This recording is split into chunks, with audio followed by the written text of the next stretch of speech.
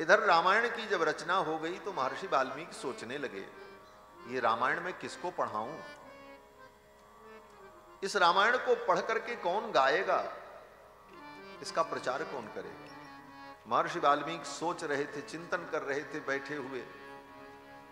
तब तक उधर से कुश और लव, जानकी जी के पुत्र राम जी के ये दोनों बालक उधर से खेलते हुए आए। आकर के महर्षि वाल्मीकि के चरणों में प्रणाम किया।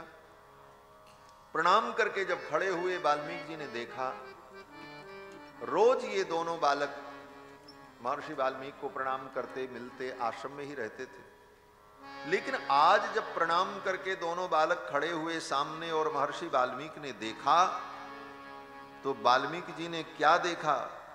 बोले वाल्मीकि जी ने देखा कि बिंबाद दिवोत्थितौ बिंबौ राम देहा तथा परौ। महर्षि वाल्मीकि ने देखा, अरे इन दोनों भाइयों का मुखमंडल ठीक राम जी के समान। देखते तो रोज थे, लेकिन कभी इस बात पर ध्यान नहीं गया वाल्मीकि जी।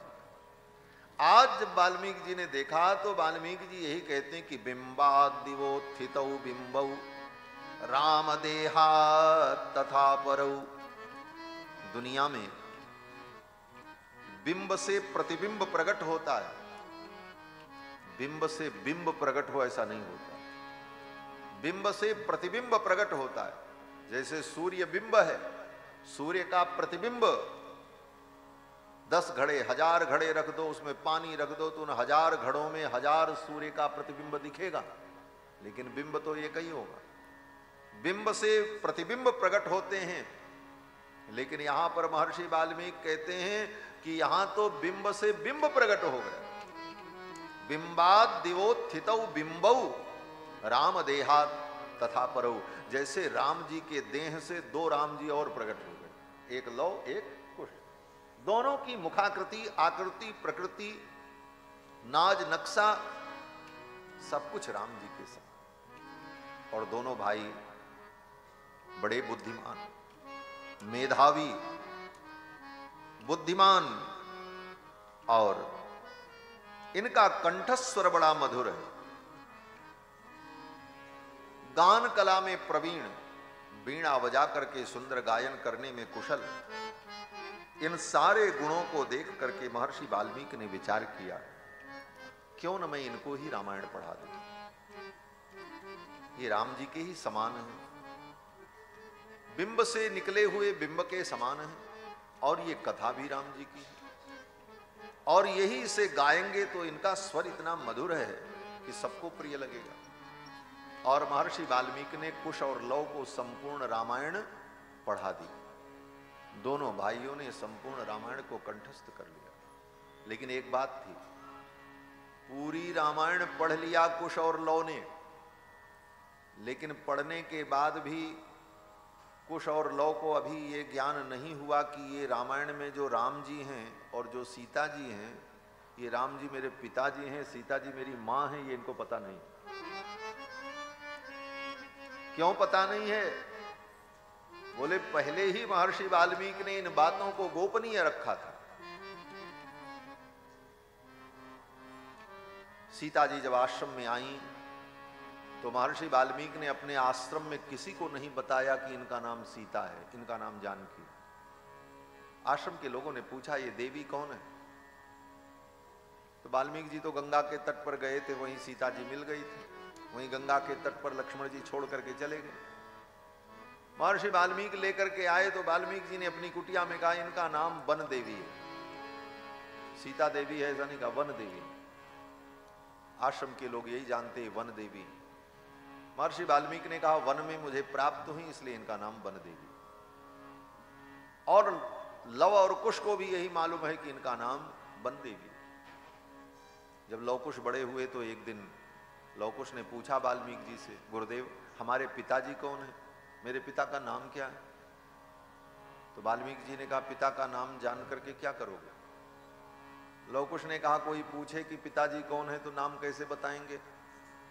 तो वाल्मीकि जी ने कहा, देखो अभी तुम गुरुकुल में रह रहे हो, जब गुरुकुल में कोई व्यक्ति रहता है तो उसका परिचय उसके गुरु के नाम से होता है, पिता के नाम से नहीं होता। कोई पूछे तो कह देना मैं महर्षि वाल्मीकि का शिष्य हूं, इतना ही परिचय पर्याप्त है, पिता का नाम बताने की आवश्यकता नहीं पड़ेगी। तो कुश और लव आज्ञाकारी शिष्य थे, गुरु जी ने कह दिया तो कह दिया, दोबारा पूछने की हिम्मत नहीं। और कभी कुश और लव ने यह नहीं पूछा कि हमारे पिताजी कौन, इसलिए कुश लव को मालूम ही नहीं। पूरी रामायण पढ़ ली, याद कर लिया, वीणा बजा करके गायन करने लगे। और सर्वप्रथम रामायण की कथा वाल्मीकि जी के आश्रम में हुई। वहीं पर वाल्मीकि जी ने कहा इस कथा को तुम यहीं आश्रम में गाओ और मुनि महात्मा सुने। कुश और लव ने गाया, आश्रम के सभी महात्माओं ने इस कथा को सुना, मां जानकी ने भी सुना, महर्षि वाल्मीकि स्वयं बैठ करके सुन रहे थे और कुश और लव इस कथा को दोनों भाई गा रहे थे। जब कथा प्रारंभ हुई आश्रम में तो जितने मुनि महात्मा थे इस कथा को सुन करके भाव विभोर हो गए और रोने लगे महाराज, सबकी आंखों से अश्रुपात होने लगा। तच्छ्रुत्वा मुनयः सर्वे बाष्प पर्याकुलेक्षणाः। तच्छ्रुत्वा मुनयः सर्वे, जितने मुनि थे महात्मा थे सबकी आंखों से अश्रुपात, सब रोने लगे। यहीं से कथा प्रारंभ हुई, रोने से। क्यों? बोले बात जान लेना, कथा रोने के लिए ही होती, कथा में रोने का ही महत्व है, हंसने का महत्व नहीं। आजकल लोग कहते महाराज कथा में महाराज जी हंसाते नहीं हैं, नचाते नहीं हैं। बोले कथा हंसाने के लिए और नचाने के लिए नहीं है, कथा तो रुलाने के लिए। कथा सुन करके रोना आवे, आंखों से अश्रुपात हो, ये कथा सुनने का फल है। आज तो हंसाना, नचाना और गवाना, बोले गवाना, नचाना, हंसाना ये कथा का स्वरूप है। कथा तो रुलाने के लिए। कथा सुन करके रोना आ जाए, आंखें डबडबा जाएं, आंखों में अश्रु आ जाए, तुम्हारा हृदय पवित्र हो जाएगा, बुद्धि पवित्र हो जाएगी, जन्म जन्मांतर के पाप नष्ट हो जाएंगे, मानव जीवन धन्य हो जाए। ये कथा रोने के लिए। गोस्वामी तुलसीदास जी महाराज कहते हैं, स्वयं भगवान श्री राम कहते हैं मेरी कथा सुनने का फल क्या है। तुलसी कृत रामायण आप लोग पढ़ते हैं, तुलसी कृत रामायण में स्वयं राम जी कहते हैं कि मेरे चरित्र को सुनकर, मेरी कथा को सुनकर शरीर पुलकित हो जाए, शरीर के रोम रोम पुलकित हो जाए, वाणी गदगद हो जाए, आंखों से अश्रु बहने लग जाए, यही मेरी कथा सुनने का फल है। मम गुण गावत पुलक शरीरा, गद गद गिरा नयन बहरीरा। मम गुण गावत पुलक शरीरा, गद गद गिरा नयन बहरीरा।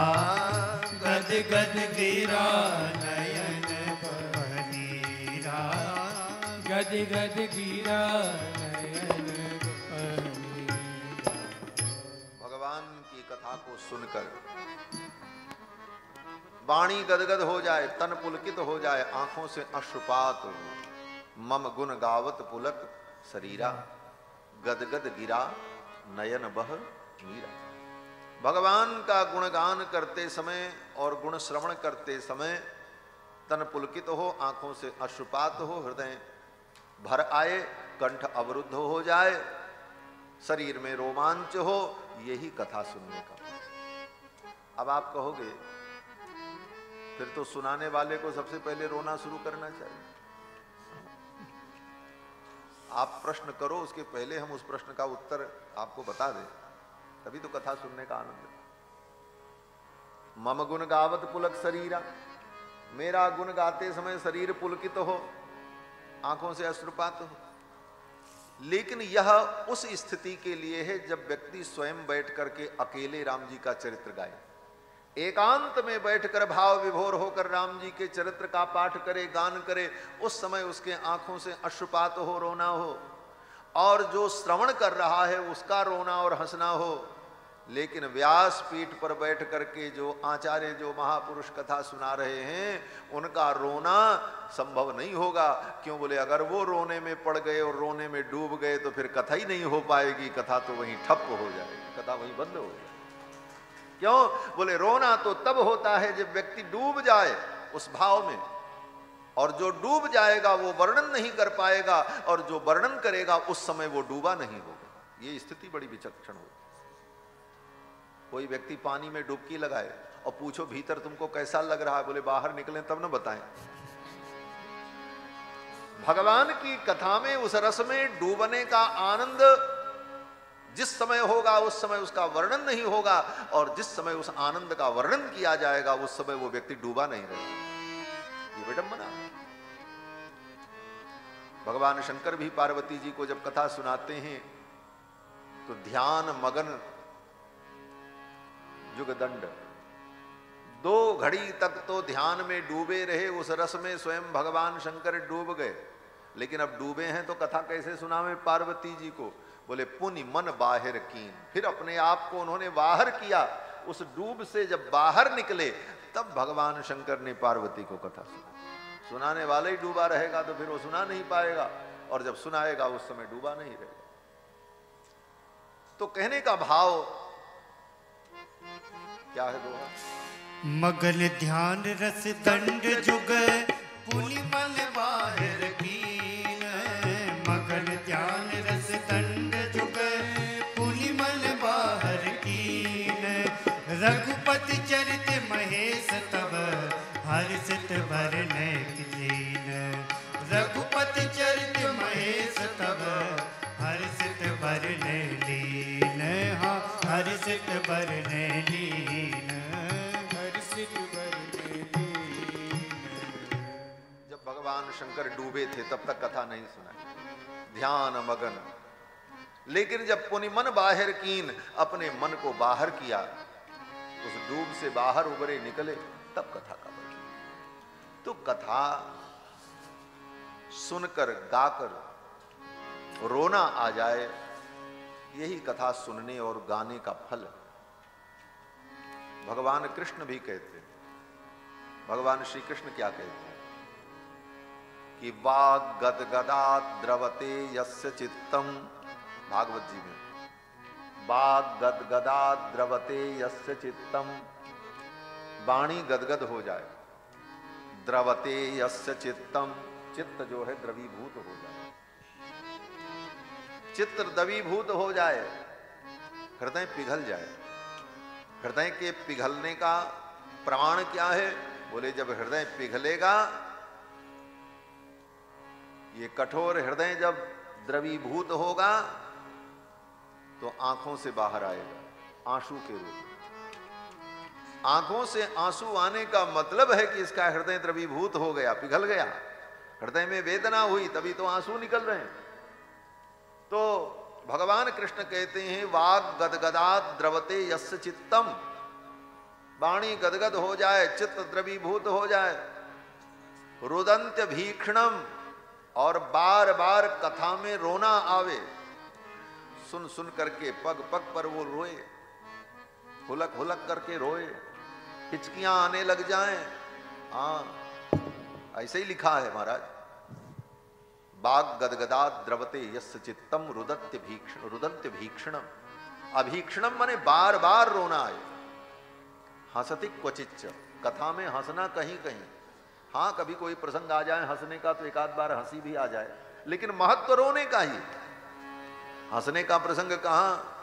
अब बोले सूर्पणखा का प्रसंग आ जाए तो थोड़ा हंस लो, वो सूपनखा रामन कर बहिनी दुष्ट हृदय, दारुण जस अहिनी पंचवटी सो गई एक बारा, देख बिकल भई जुगल कुमारा, तो सम पुरुष न मोसम नारी, यह संजोग विधि रचा विचारी। ये सब प्रसंग सुन करके थोड़ी हंसी आ जाए, लेकिन कभी कभी हंसति क्वचिच्च विलज्ज उद्गायत नृत्यते च मदभक्ति युक्ता भुवनम पुनाति। भगवान कहते हैं कृष्णचंद्र कि ऐसी भक्ति जिसके जीवन में आ गई वो भक्त सारी धरती को पवित्र कर देता है।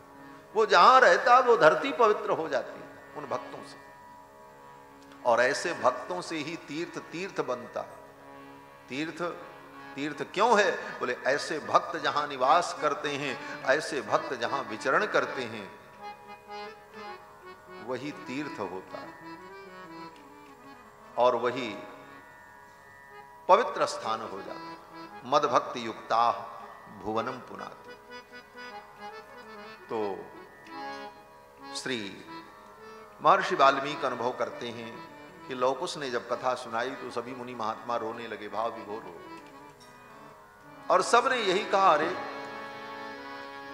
जिस घटना का ये वर्णन कर रहे हैं ये घटना तो बहुत पहले की है, लेकिन ऐसा वर्णन कर रहे हैं कि लग रहा है ये घटना आंखों के सामने घटित हो रही है। सचित्र वर्णन। और वे मुनि महात्मा बड़े प्रसन्न हुए और फिर उन मुनि महात्माओं ने प्रसन्न होकर के कुश और लौ को जो कथा सुना रहे थे उनको भेंट दिया। महाराज क्या भेंट दिया?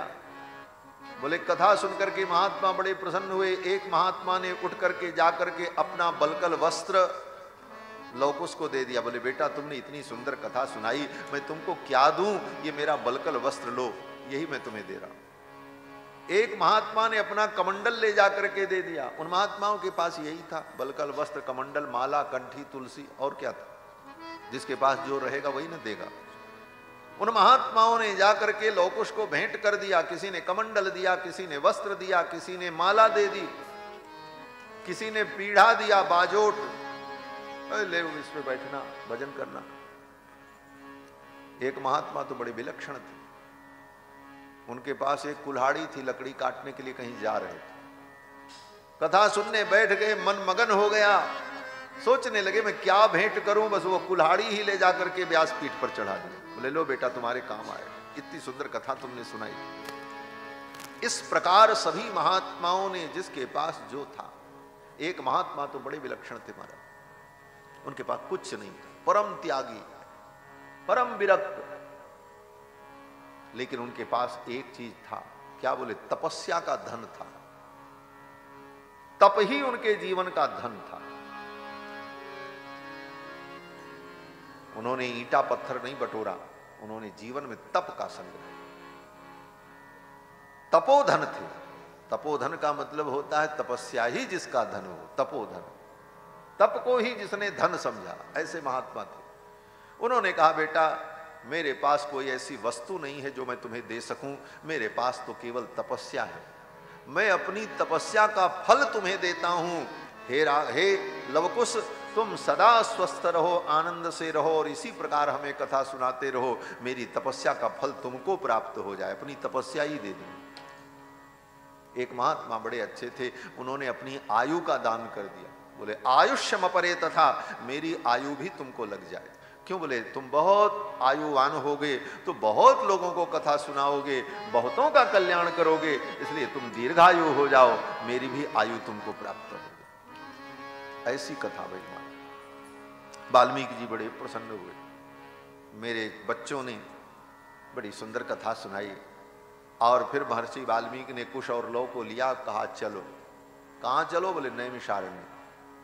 नैमिषारण्य में उस समय भगवान श्री राम का अश्वमेध यज्ञ चल रहा था। राजाधिराज रघुनाथ जी नैमिषारण्य में पधारे। वहीं पर पूरा राज दरबार लगता था, क्योंकि अश्वमेध यज्ञ 1 वर्ष तक होता है। 1 वर्ष का अश्वमेध यज्ञ था, इसलिए 1 वर्ष तक राम जी को कहीं जाना नहीं था, एक ही जगह पर रहना था। और इतने बड़े राज्य की व्यवस्था कैसे चलेगी? तो पूरा मंत्रिमंडल वहां, पूरा मंत्रिमंडल वहां, तो पूरा राज परिवार भी वहां।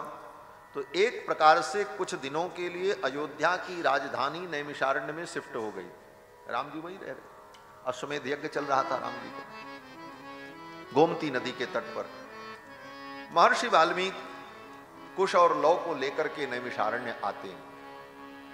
अश्वमेध यज्ञ में नियम है कि जो राजा अश्वमेध यज्ञ करता है उस राजा का गुणगान करने के लिए, उस राजा के ऐश्वर्य और कीर्ति का वर्णन करने के लिए बड़े बड़े गायक, गुणी, ज्ञानी जन आते हैं और उनका गुणगान करते हैं। ये विधि है। तो महर्षि वाल्मीकि ने लौकुश को लिया और कहा चलो, चल करके नैमिषारण्य में इस राम कथा को तुम गाओ, क्योंकि राम जी का वहां यज्ञ चल रहा है। लौकुश आए। महर्षि वाल्मीकि ने कहा ऐसे नहीं गान करना, नैमिषारण्य की गलियों में घूम घूम करके तुम्हें कथा सुनानी है। लौकुश ने कहा ठीक है। वाल्मीकि जी ने कहा देखो, ये कथा राजाधिराज भगवान रघुनंदन,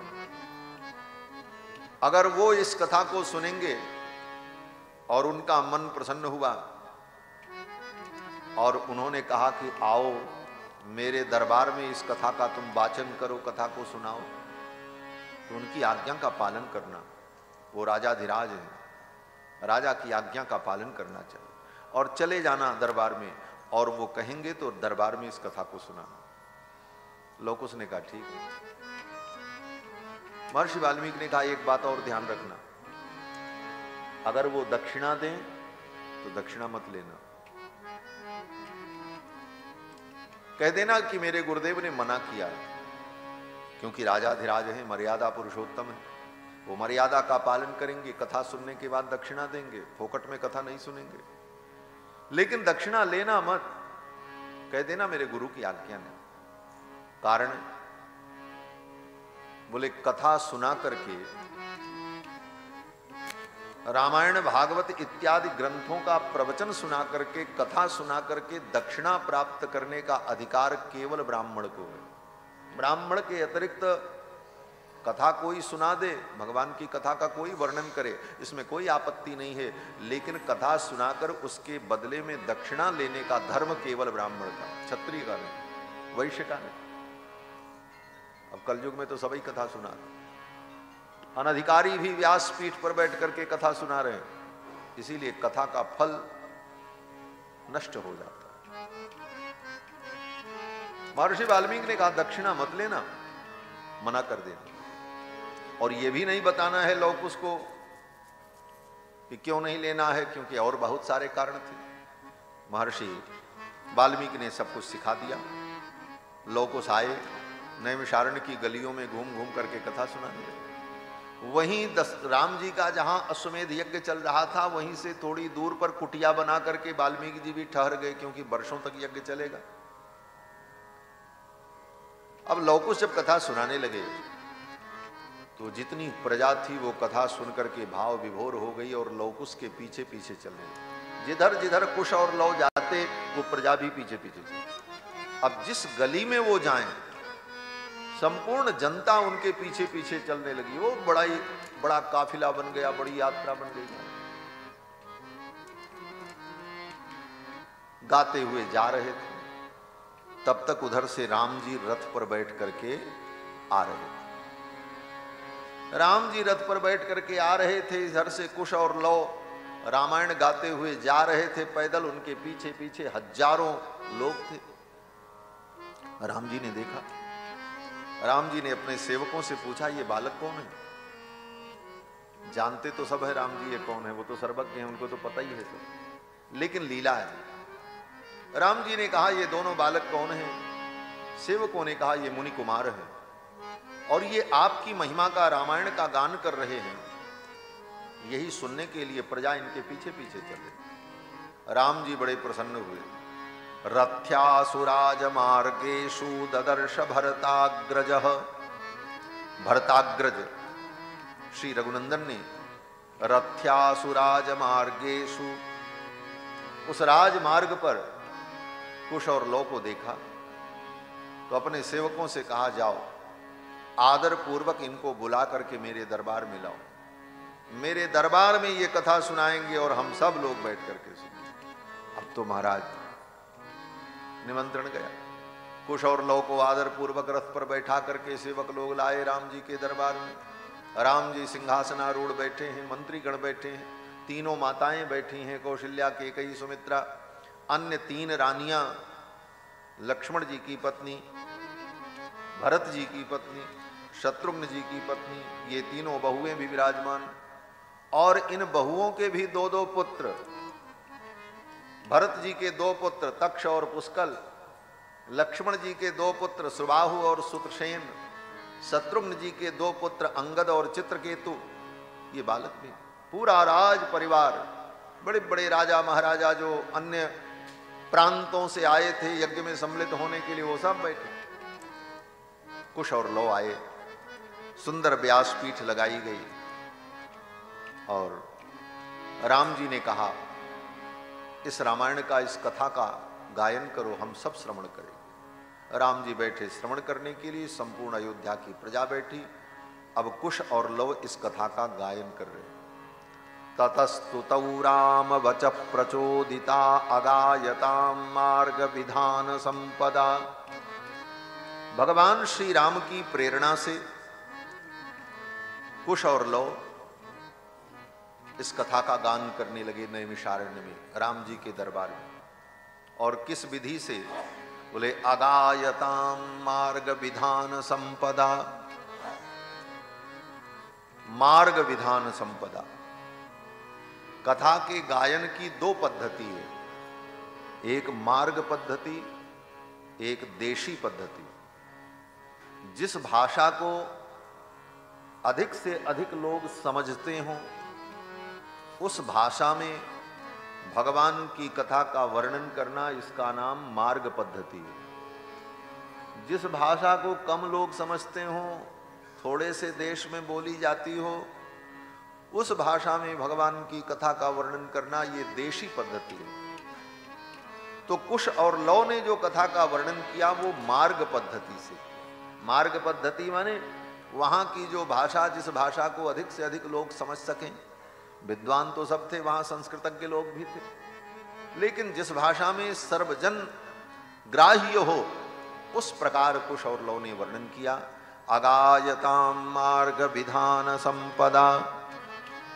जब कथा का वर्णन करने लगे, कथा सुनने में लोग मगन हो गए, तो राम जी धीरे से अपने सिंहासन से उतरे और उतर करके जा करके साधारण लोगों के बीच में बैठ गए, जहां पब्लिक बैठी, जनता बैठी। अपना राज सिंहासन छोड़ करके राम जी जाकर के साधारण लोगों के बीच में बैठे, और इतने धीरे से राम जी गए कि किसी को पता ही नहीं चला राम जी अपना सिंहासन छोड़ करके कब नीचे चले गए। सचापि राम परिषद गतः शनैहि बुभूषया सक्तमना बभूव। और साधारण लोगों के बीच में जाकर के राम जी बैठ गए और कथा श्रवण करने लगे, सिंहासन अपना छोड़ दिया। कारण? बोले सुनने वाला व्यक्ति, श्रोता, अगर वक्ता से ऊपर, वक्ता के आसन से ऊंचा उसका आसन हो सुनने वाले का, और वो सिंहासन पर बैठ करके कथा सुने, तो कथा सुनने का फल नष्ट हो जाता है। वक्ता के बराबर आसन लगा करके अगर कथा सुने तो पुण्य नष्ट हो जाता है। वक्ता से ऊंचे आसन हो जाए सुनने वाले का, तो उसको नरक की प्राप्ति हो। इसलिए सुनने वाले का आसन सुनाने वाले से नीचे। इसीलिए राम जी ने भी अपना सिंहासन छोड़ दिया और जाकर के लोगों के बीच में बैठ गए। सचापि रामः परिषद गतः शनैहि बुभूषया सक्तमना बभूव। और साधारण लोगों के बीच में बैठकर राम जी इस कथा को श्रवण कर, इस कथा को राम जी ने सुना है, जिस कथा को आप सुन रहे हैं। और कुशलव इसका वर्णन कर रहे हैं। अब कुशलव जब राम जी के दरबार में वर्णन करने लगे, तो सबसे पहले अयोध्या का वर्णन किया है, क्योंकि अयोध्या से ही ये कथा प्रारंभ होती है, क्योंकि ये कथा ही अयोध्या नाथ की है। अयोध्या में ही इस कथा का, इस चरित्र का शुभारंभ होता है, इसलिए सबसे पहले अयोध्या का वर्णन किया। ये अयोध्या धरा इतनी पवित्र है, जिस धरा पर परब्रह्म परमात्मा स्वयं प्रकट होने के लिए लालायित रहते हैं। भगवान ने अपने प्राकट्य के लिए अयोध्यापुरी को चुना। अयोध्या साधारण नहीं, यद्यपि वह भी धरती ही है और संपूर्ण धरती अखंड है, लेकिन संपूर्ण धरती अखंड होते हुए भी कुछ भाग ऐसा होता है जिसका महत्व विलक्षण होता है। लोग कहते हैं जैसे सब धरती तैसे अयोध्या की भी धरती। बोले नहीं, है सब धरती तो एक, लेकिन अयोध्या का जो महत्व है, वृंदावन का जो महत्व है, जगन्नाथपुरी का जो महत्व है, वो सब धरती का बराबर नहीं है, अलग अलग। जैसे हमारा आपका शरीर एक है, अखंड है, पैर के अंगूठे के अग्रभाग से लेकर सिर तक एक ही शरीर है, लेकिन इस शरीर में भी अंगों का अपना अलग अलग महत्व है। जो महत्व मस्तक का है वो महत्व पीठ का नहीं है। चंदन कहां लगाओगे? चंदन तो मस्तक पर ही लगेगा। मस्तक का महत्व है, ये भी शरीर, पैर का भी महत्व। पैर में कचड़ा लग जाए तो धुल दिया जाएगा, लेकिन मस्तक पर, बोले मस्तक पर तो चंदन ही लगेगा। मस्तक का अपना महत्व, हाथ का अपना महत्व है, आंखों का अपना महत्व है, हर अंग के अलग अलग महत्व हैं, लेकिन सब मिलाकर के शरीर है। उसी तरह ये संपूर्ण धरती अखंड है, लेकिन उस धरती में भी अयोध्या की धरती, मथुरा की धरती, काशी की भूमि, जगन्नाथपुरी, ये सब विलक्षण दिव्य। तो अयोध्यापुरी का वर्णन किया। अयोध्यापुरी साक्षात ब्रह्म का स्वरूप है, और अयोध्या में जो सरयू जी हैं वो सरयू जी सगुण ब्रह्म है, और अयोध्या में जो निवास करता है वो जगन्नाथ का स्वरूप हो जाता है। भगवान शंकर भगवती पार्वती से कहते हैं कि अयोध्यावासिनः सर्वे जगन्नाथस्य मूर्तयः। अयोध्या में जो वास करता है वो जगन्नाथ की मूर्ति। जगन्नाथ का दर्शन और अयोध्यावासी का दर्शन हो जाए, समझो बराबर है। अयोध्यावासिनः सर्वे जगन्नाथस्य मूर्तयः। भगवान शंकर कहते हैं अयोध्या च परब्रह्म सरयू सगुण पुमान तन निवासी जगन्नाथ सत्यम सत्यम वदाम्यहम्। भगवान शंकर कहते मैं सत्य सत्य कहता हूं, अयोध्या में सरयू जी सगुण ब्रह्म हैं, अयोध्या परब्रह्म है, और वहां के जो निवासी हैं वो जगन्नाथ के स्वरूप हैं। अयोध्या की अद्भुत महिमा, अयोध्या का दिव्य वर्णन कुश और लौ ने किया। कैसी अयोध्या का? बोले सर्वा पूर्वमियम एसाम आसीत कृष्णा वसुंधरा। संपूर्ण वसुंधरा, संपूर्ण पृथ्वी का शासन जिन राजाओं के द्वारा हुआ, ऐसे राजाओं की राजधानी अयोध्या है। अयोध्या को वो गौरव प्राप्त है। दुनिया में जितनी राजधानी है वो राजधानी किसी प्रदेश की, किसी देश की हो सकती है, लेकिन संपूर्ण धरती की राजधानी अगर कहीं है तो वो अयोध्या है, क्योंकि अयोध्या के राजा संपूर्ण पृथ्वी पर शासन करते थे। सर्वा पूर्वमियम, संपूर्ण पृथ्वी, संपूर्ण वसुंधरा अयोध्या के राजाओं के द्वारा शासित होती रही। राम जी के पहले भी जितने राजा थे सब संपूर्ण पृथ्वी के स्वामी थे। संपूर्ण पृथ्वी की राजधानी अयोध्या, वो गौरव अयोध्या। जब राम जी वन में पहुंचे, बाली को मारा, सुग्रीव के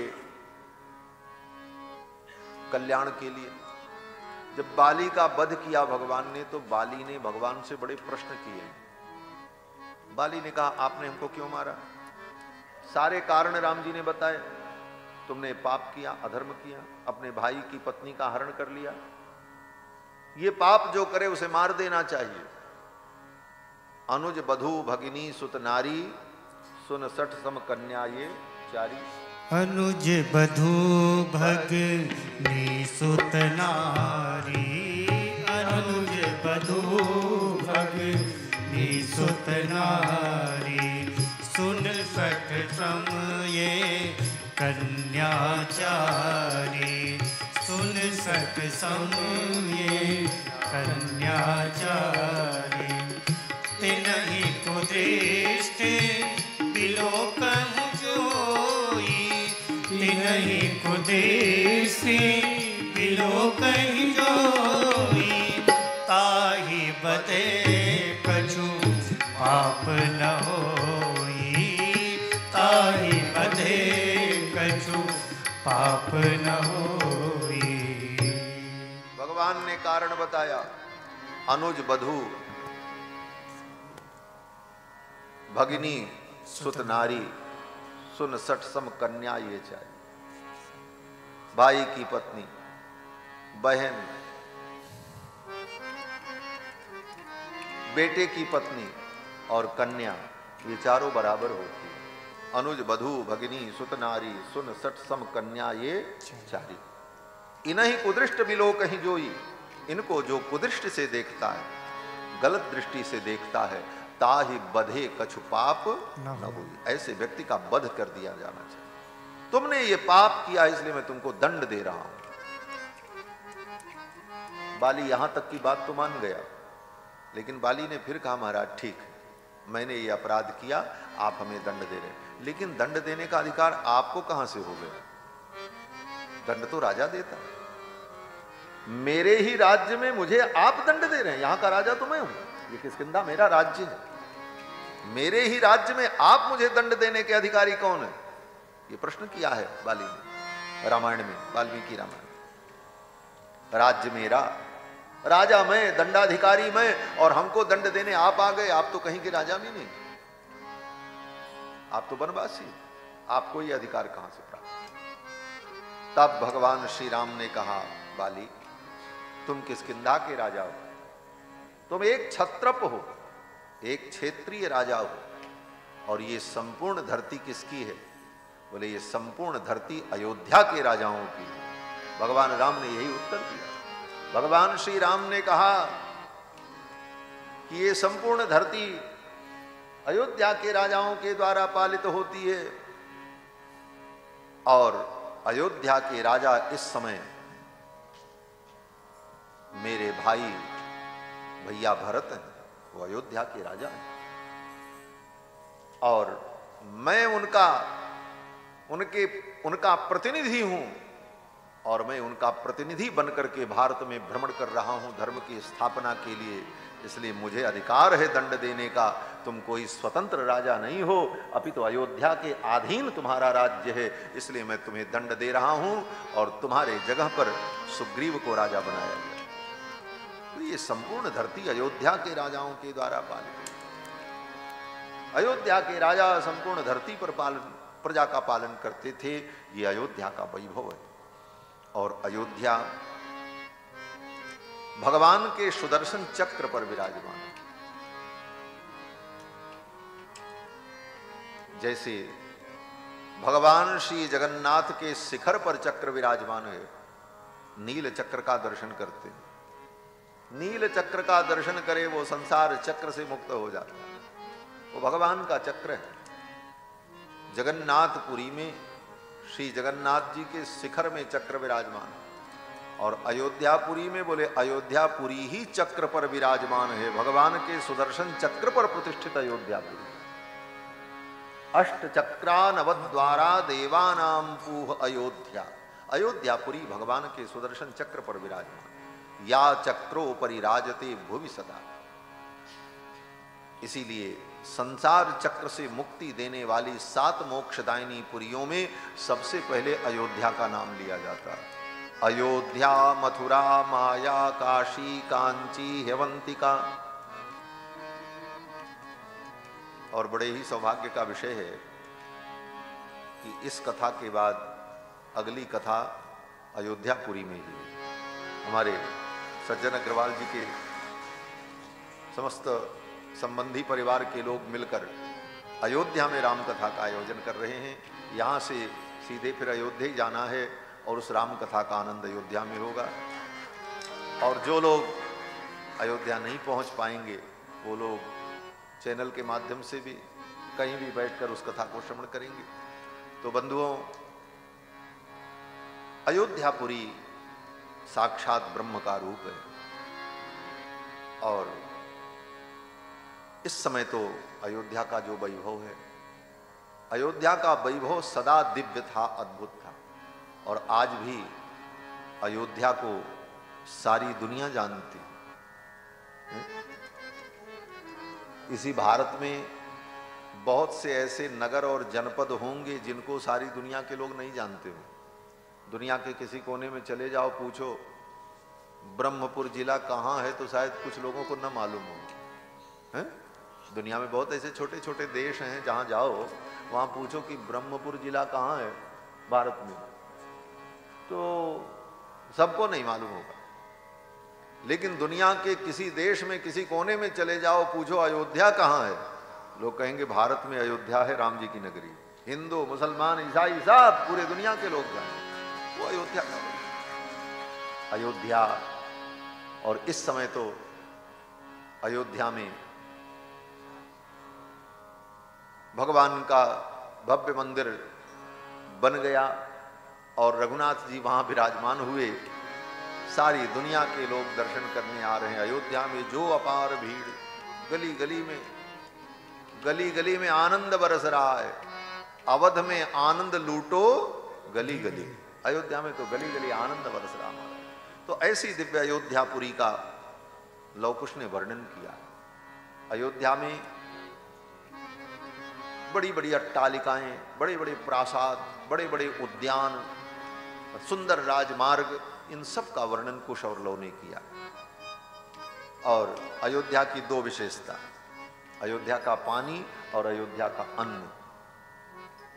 अन्न और पानी जहां का अच्छा हो, कहते हैं ना कि जहां का अन्न पानी दाना अच्छा हो वहीं रहना चाहिए। अयोध्या का पानी और दाना दोनों बहुत अच्छा है।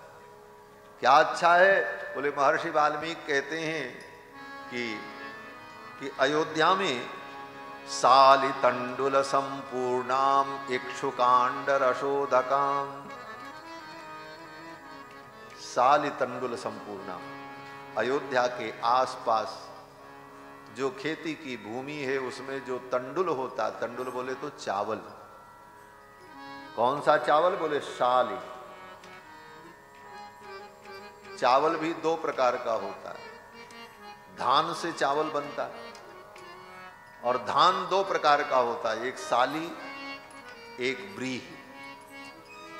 ब्रीह धान उसे कहते हैं जो कम दिनों में तैयार होता है, 2.5 महीने में 3 महीने में जो पक जाए उसको ब्रीह कहते हैं।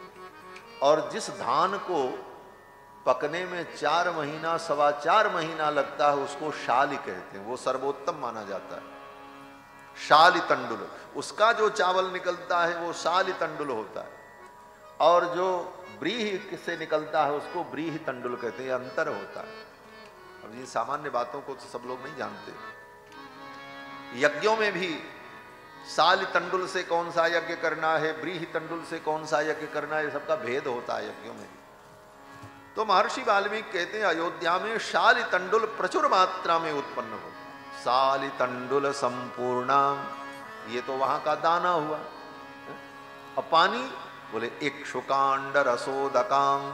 महर्षि वाल्मीकि कहते हैं अयोध्या का जल इतना मीठा, इक्षुकांड रसोदकाम, जैसे गन्ने का रस मीठा हो ऐसा मीठा पानी महाराज अयोध्या में होता। आज भी मथुरा वृंदावन में बड़ी मिठास है, गली गली में मिठाई मिलती है, लेकिन मिठाई खाने के बाद मथुरा का पानी नहीं पी सकते, इतना खारा है। जो पहले से मीठा खाए हैं वो भी मीठा बेकार हो जाए। लेकिन अयोध्या का जल, आहा, अयोध्या में कहीं भी आप जाओ इतना मधुर जल। महर्षि वाल्मीकि वर्णन करते हैं इक्षुकांड रसोदकाम, गन्ने के रस जैसा मीठा जल। तो जहां का पानी और दाना मीठा हो वो भूमि कितनी मीठी होगी महाराज। और वहां पर सबसे मीठे कौन है? बोले सबसे मीठे तो भगवान है। भगवान कितने मीठे हैं? बोले हमारे आचार्य जन वर्णन करते हैं, मधुराधिपते रखिलम मधुरम, जिनका सब कुछ मधुर है, अधरम मधुरम वदनम मधुरम, सब मधुर। ऐसे परम मधुमय भगवान जिस भूमि पर प्रकट हो, वहां की मधुरता का क्या वर्णन करें। अयोध्या भी मधुर, और अयोध्या का तंडुल भी मधुर, वहां का जल भी मीठा, और ये जिसकी कथा है उनका नाम भी कितना मीठा है। मधुर मधुर नाम सीताराम सीताराम।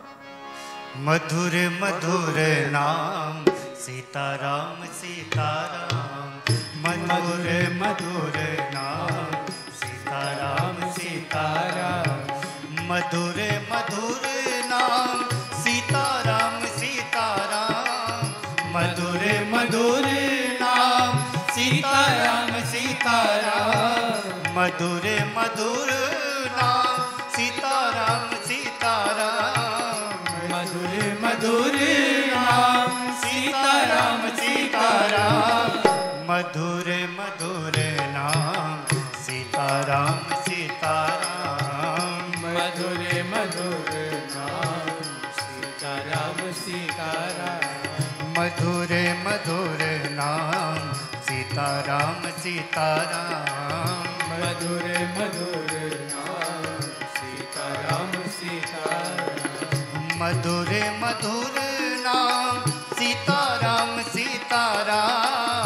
मधुर मधुर नाम सीताराम सीताराम,